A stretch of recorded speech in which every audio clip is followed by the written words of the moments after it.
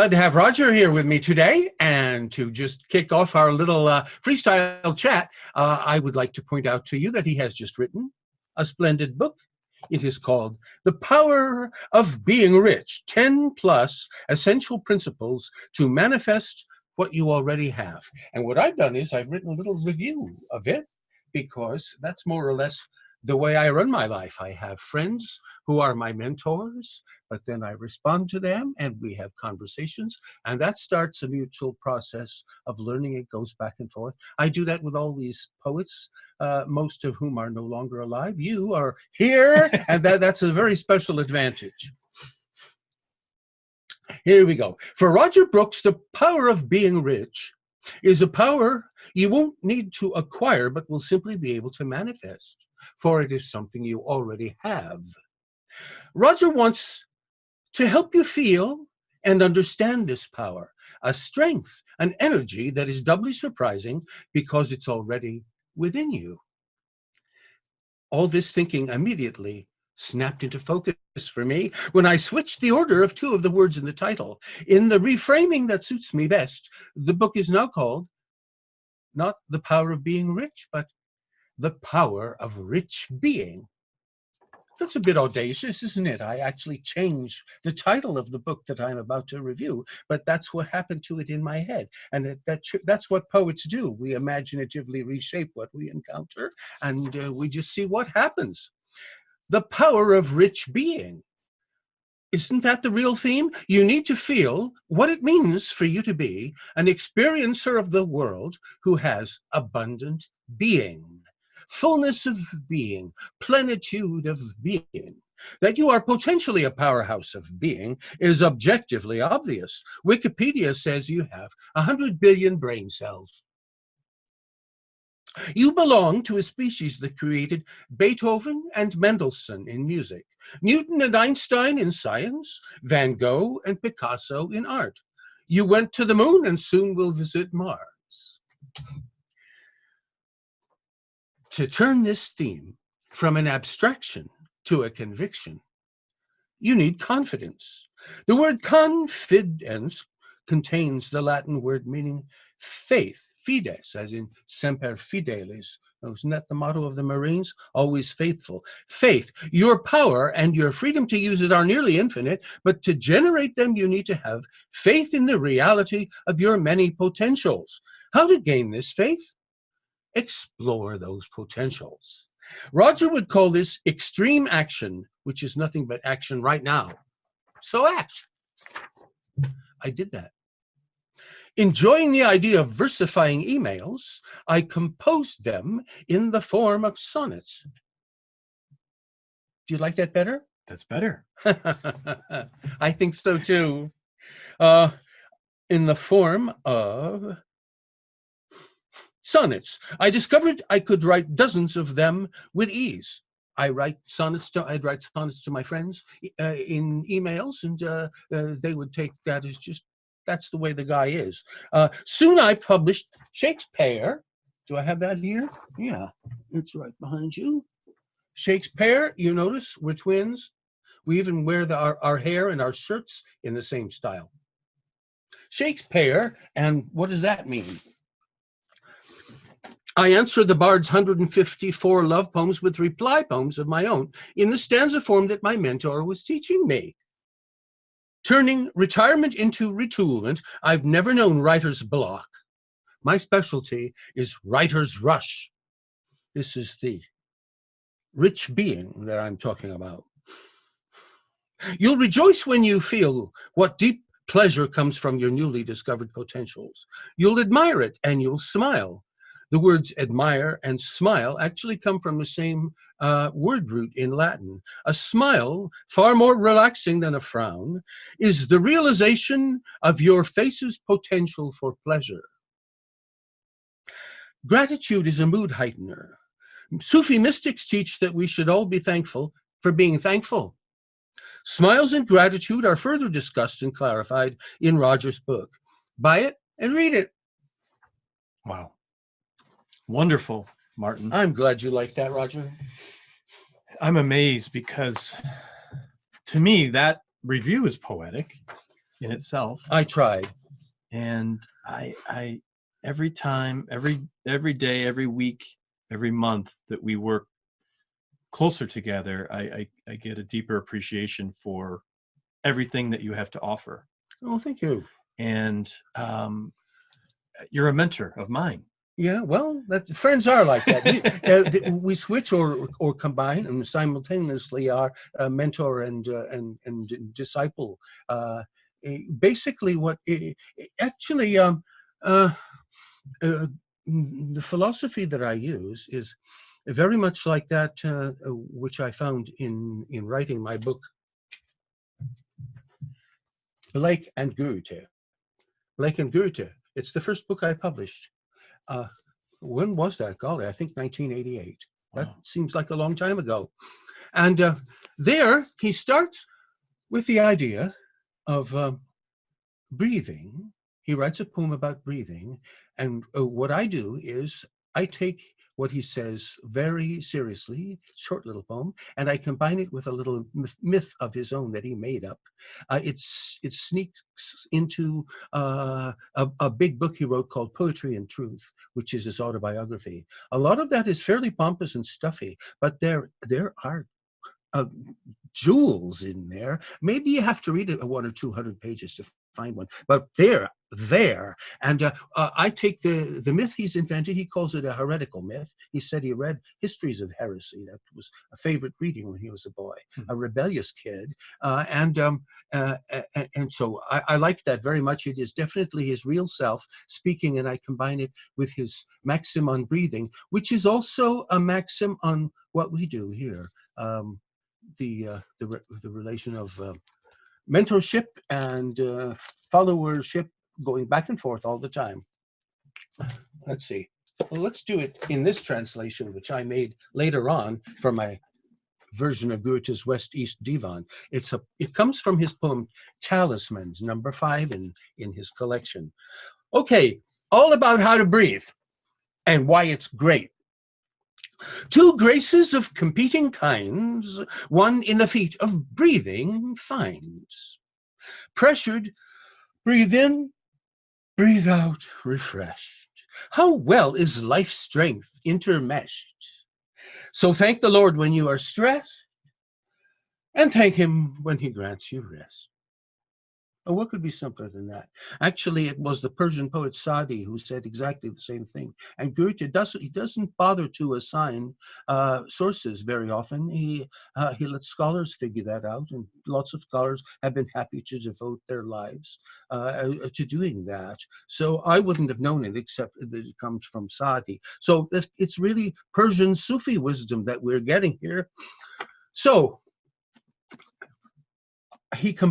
I'm going to combine that, I do in my book, Blake and Goethe, with his little myth that he made, his personal heresy. Here's how it starts. In the beginning, Satan was a bit restless. He was a rebel. That's just part of the way he is. And he moved away from the Elohim. Elohim is Hebrew for God, but it does have a im at the end, is usually a Hebrew plural. And it's possible, as Goethe suggests, that at one time they were thought of as a plurality, and he treats them that way. So however many of them there are, he moves away from Elohim or God to be by himself. Only unlike Milton's Satan, he just doesn't sit and sullenly sulk and hiss, as I'm doing in my sibilant word choice selection. He eventually gets lonely and realizes maybe it wasn't such a great idea to do this, or at least not to do it permanently. And he happens to have, luckily, a model handy of a different kind of behavior style. And that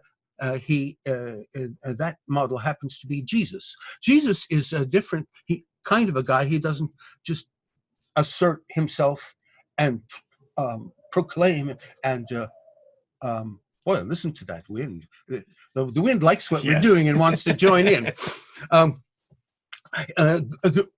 Jesus is a self-transcender, a self-renouncer. He surrenders to other people and he serves. So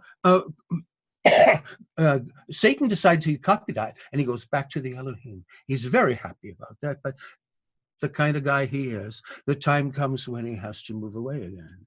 And it turns out that this is now Jesus' perpetual pendular mode of existence.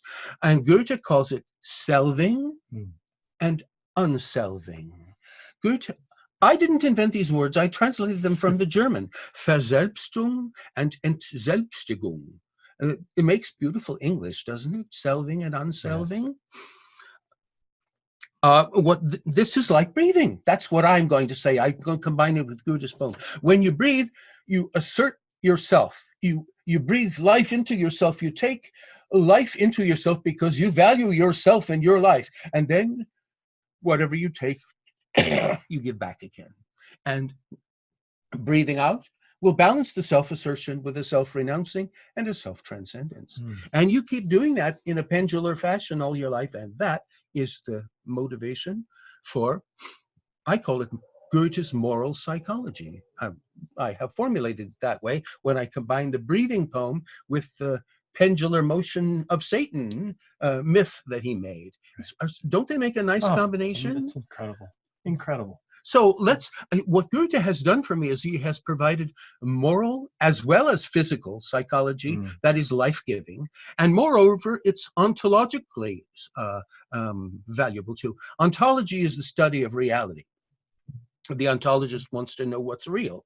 When you say get real, I love that. That's the modern English phrase that I love the most.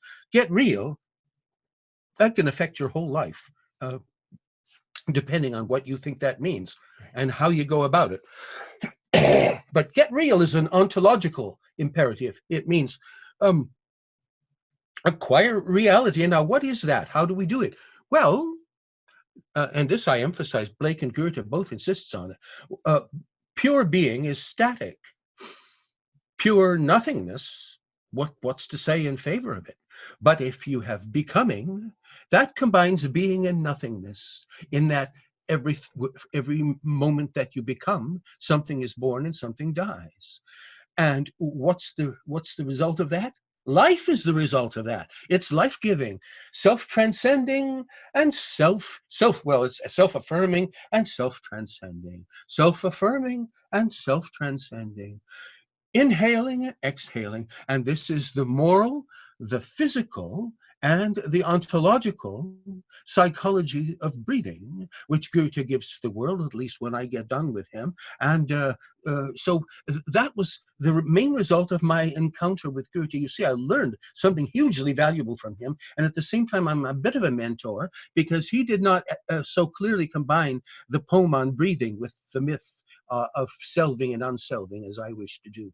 So that happened back in the late 80s. Yeah, 80s. So since then, is this something that has been top of mind for you? It is. It comes back to me repeatedly because I was, this was my first book, and I wasn't as bold as I am now. And I did not say, look what I am doing. I am the first to take this from Goethe and that, and A plus B equals a C that you can really be impressed by. No, I didn't do that. So I'm afraid the main thesis of the book is too well hidden in the book to be rightfully called an obviously prominent for every reader. And that's why I'm taking this opportunity, and I may do another whole podcast on this topic. I think it merits it. I do too. But what you have here is ontological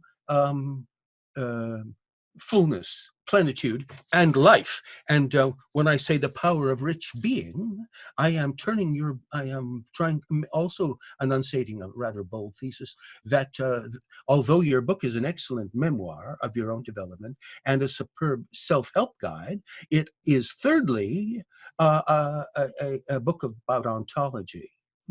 Ontology is the study of being. And when I say your book isn't really the power of being rich, it's the power of rich being, I'm suggesting that the pointers that you give us are ontological exhortation. Interesting. So as a writer, that wasn't something I was aware of, conscious of. Is that normal for something to come out of a book that the author didn't intend? Oh, yeah. Yeah, that's my life. Okay. I interact with the poet, and I have it. That's the whole rationale behind my invention of this new genre of literature, which is let me remind myself what I decided to call it. The word song interview. I'm a poet. That is, I make songs out of words. And I find other people who do too, who are poets, like Goethe. And I interact with them. I interview them. I interview them in word songs, because I'm always attracted to the people to whom I'm attracted by the word songs that they write. And when I got a sense of a poetic quality in what you said too, and it made me want to say poetical things like, a smile is the realization of your face's potential for pleasure. I mean, you have a very poetical kind of description of the smile, and that's very important. Interacting with a poet through word songs and interviewing them, and that's why, I mean, it's very brave for me to tell you what the real title is. It's not the power of being rich, it's the power of rich being. And I do the same thing to, what's this other guy? Shakespeare. He writes a sonnet that God forbid that made me first your slave, I should in thought control your times of pleasure, or at your hand the account of hours to crave, being your vassal, bound to stay your leisure. You learn how to pronounce real English when you read Shakespeare. It's leisure, not leisure, as Americans say. And then I write, the let me suffer charter may recall uncannily the contract gladly made in famous modern fictions that appall. Furred Venus may much wanted woes unlaid upon the willing victim, Gregor named, in legal style agreement that might serve in metamorphosis, whose heroes shamed as craven namesake, yet would never swerve from craving for a long self-punishment. Desire may curdle into masochism, devoted, holy, loving, wholly lent, in kindness, will made pine for an abysm. Mazoch and learner Kafka relished well a pleasant purgatory, heaven, hell. I get very carried away, but I really feel that Sonnet 58 is a masochistic sonnet. And so it happens that Kafka read the original Mr. Mazoch, who was Freud's patient and was a gifted novelist. And then he put all that stuff into his very masochistic story about Gregor, the man who turned into a cockroach one fine day. I have taught that. All the kids love it for some reason. I guess deep down they feel that we're all Gregors. Anyway, I did not mean to get off onto that, but anything at all that this wonderful Shakespeare gives me, I use as a runway. Yes, that's amazing. And when you wrote the review, when I read the review the first time, and you switched the words around, rich being, I thought about it. And I even said to myself, wow, should that have been the title? And I guess, the reason I had the title as is, because I wanted to draw attention. People are fascinated with wealth. So I wanted that to draw their attention. You get more readers with yours. Right. I mean, it's a very business-prone society. We tend to idealize businessmen. I can give an example of how, in one singular case, a businessman was grossly over-idealized, but we don't have to discuss that. We do have that tendency, and I do understand it. If you use my title, it might appeal to rich being. What is that? It might appeal to some people with a poetic mentality, or some philosophers who had been reading ontology lately, right. But you wouldn't get the same sales. But what I love about your review is I'll be proud to put that out there so people could really have a good understanding of what the book is about. That's good. That's what I want. Yes. That's the best kind of a friendship, because it satisfies everything. You transcend yourself, because I've been played the role of service. I wanted to serve, and I wanted to enrich this man's book in some way if I could, because he has enriched my life, my mind, my spirit, and my reading. And so we do this. At the same time, though, I'm fascinated with human psychology, and particularly the psychology of creativity. But I cannot deny here an element of rivalry. Right? Sure. I mean, do I dare tell the man that he's got his title backwards? And I You got me decided, well, thinking. yes, since I have nothing but praise for this achievement, I think I may be forgiven. And I Absolutely. expect Shakespeare to treat me generously too when we meet in Elysium hereafter, that I should do all this. I psychoanalyze him. I give him every kind of possible treatment. And in the end, I think I may be pardoned because it just emphasizes the universality of his work. Right. Right. No, it's wonderful. And Martin, I was so happy that we're able to sit down and do this today because your podcasts are so informative, and I'm learning so much by listening to you. And I just thought it would be nice for people to see a different side of you, hear you talk in a normal conversation. Whereas when you're in your podcast, you're really focused on a particular theme. This gives people an opportunity to see a little bit more of who you are. And Well, not only does it do that, but it has one inestimable plus, one supreme value: two people. yeah.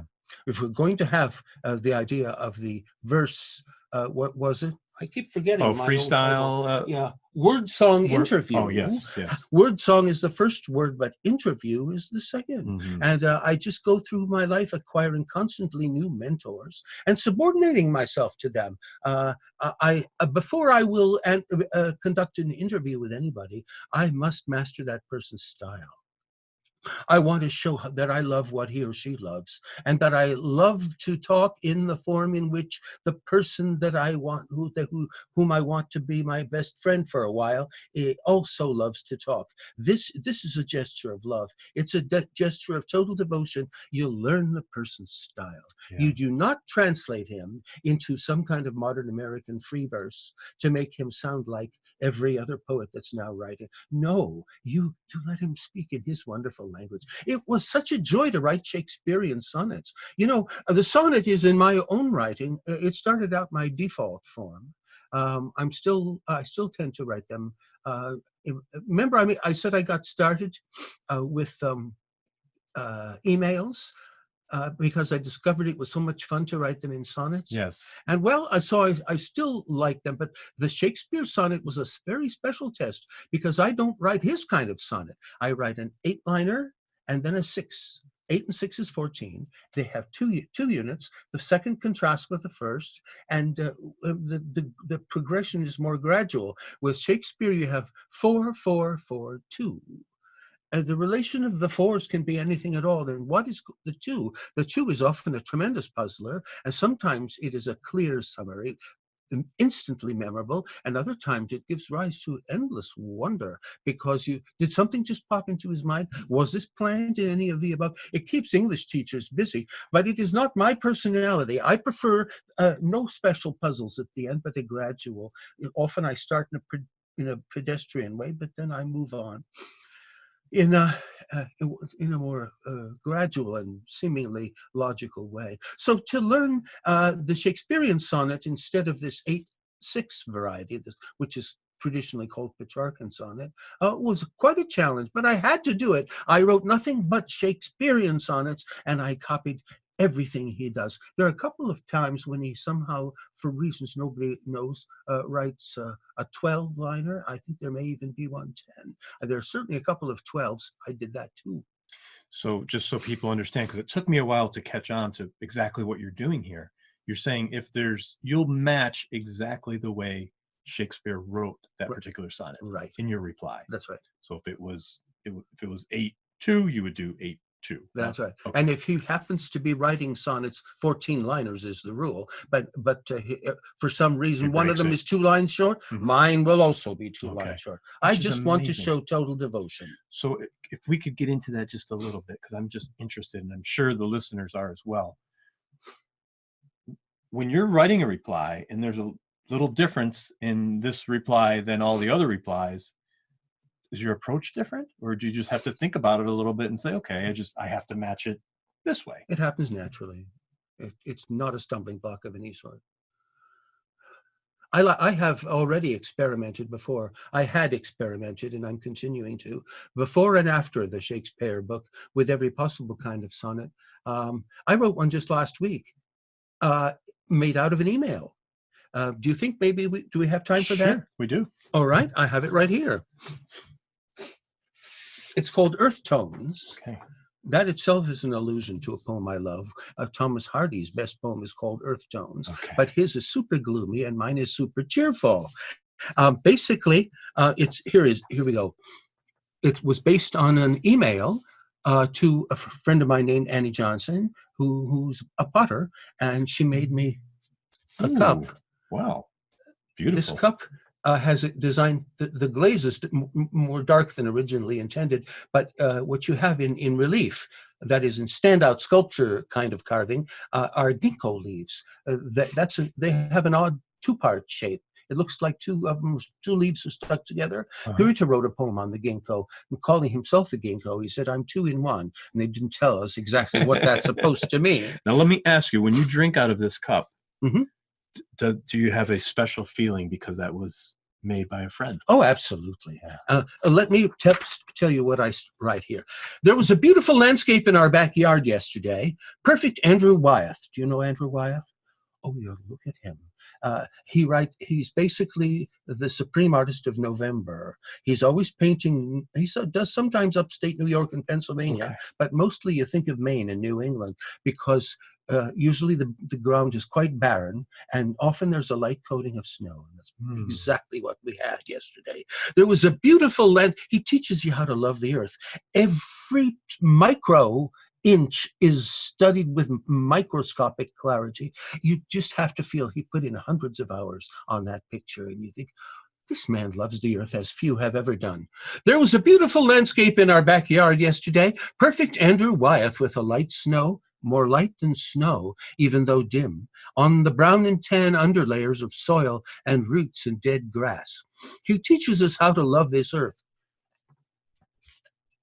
And so do you. I think immediately of my ginkgo cup. The relief is so nicely sharp and clearly defined that the leaf shapes can be felt even when the room is dark, and the form of the cup is so perfectly designed to fit my hand, it implies an invisible sculpture of the hand holding it. See, it's not like my other cylindrical coffee cup, which did not have the human hand in mind. So here's the sonnet that I wrote. My backyard landscape, Andrew Wyeth mood. Light snow, more light than snow. On brown and tan, dead grass with roots, the soil in layers blent. He teaches me to love our earth, and you, the same effect produce by what you do. The ginkgo leaves on cup well sculpted can convey to sight and touch impressions lent in colors matching milk and coffee brewed. Aren't they milk and coffee colors? You can see the light cream, in the dark, yes. The cream color Yes. on the brown background. You shape the mug to fit the holding hand. The landscape intimates a loving gaze. The thought remolded image pattern plays with pictures that the heart will understand in most ingratiating nature ways. The moment photos, ear and soul command. So Andrew Wyeth gave us the portrait of a November moment, and I gave a portrait of a moment in which I'm thinking about the picture and the cup together, and it is an ear and soul command, because it goes by way of the ear to what I hope is the soul, and the command, well, you decide what that is, but it's some kind of an exhortation to pay some heed to rich being. Thanks. Thank you.